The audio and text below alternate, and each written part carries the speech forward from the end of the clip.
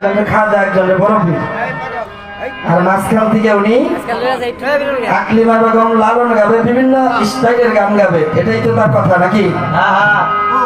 না সারল তো সহজে যাইব না নাকি?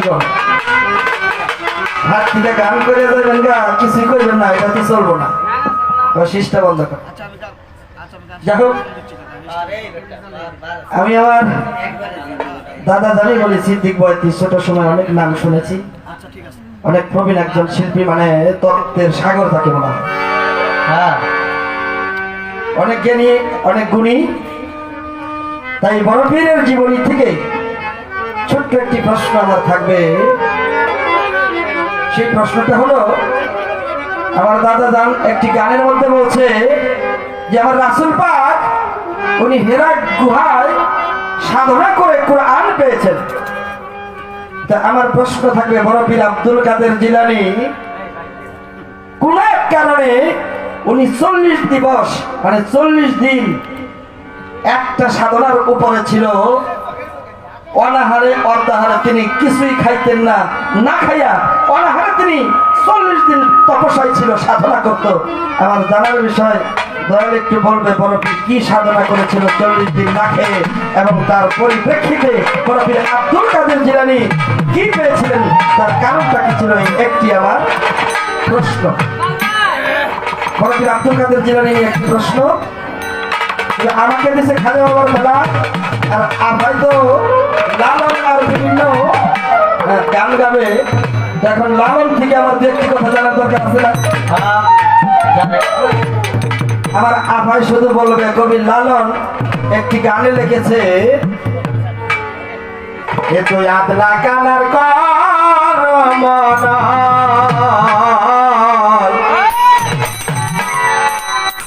রসা দিলে সেই তো রসিক হয়। এটা লালনের গান। এর গানে একটা ছন্দ আছে, মায়ের রজে হয় পিতার জন্ম, মায়ের রজে পিতার জন্মিলে সন্তান করে কি বলে ডাকে। এই কথা বুঝার করে ফকির লালন বলে, আমি অবোধ হইলাম কানা। আমার জানার দরকার, আমার আপাই লালন গায়ে ভালো ভালো, লালন জানে মায়ের রজে পিতার জন্মটা কি করে হয়, কিভাবে সম্ভব, এই পিতাকে এবং এই মাটাকে, নাকি বলেন? একটা প্রশ্নই, হ্যাঁ, মায়ের রজে হইল পিতার জন্ম, এটা লালন বলেছে। আশা করি লালনের গান থেকে এই একটা জবাবই দিবে। দাদার কাছে একটা প্রশ্ন দিবে।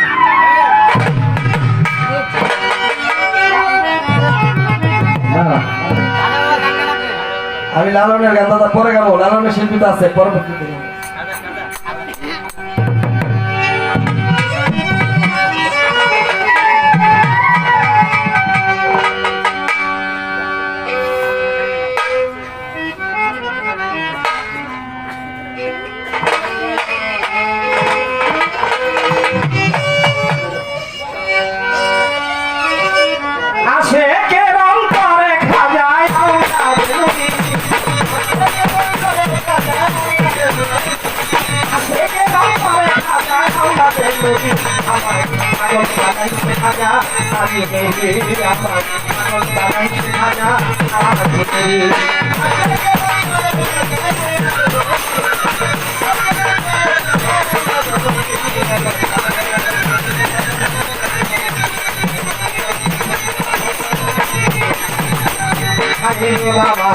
নামের সুধা তার থাকে না অবগুণা,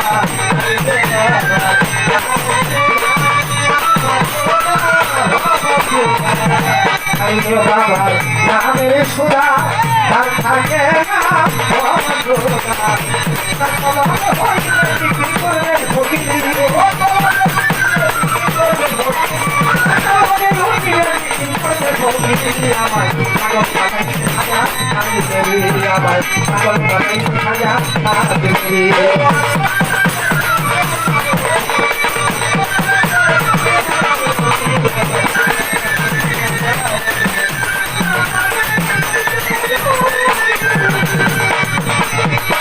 বললে খাজা তোমরাই আসবে ওই দরবারে সবাই বসে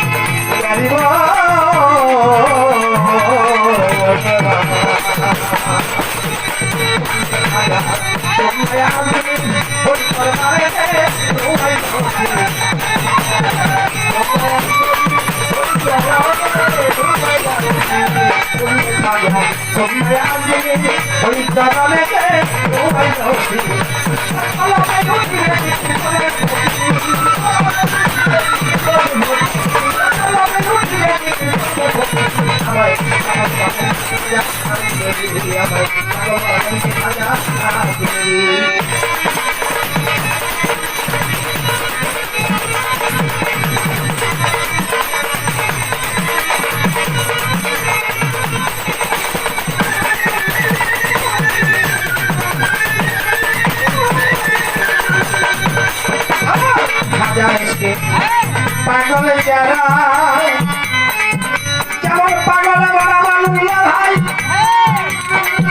কেমন পাগল হইছে আমার মাঝি বুদ্ধি ভাই পাগল যারা বাড়ি ছেড়ে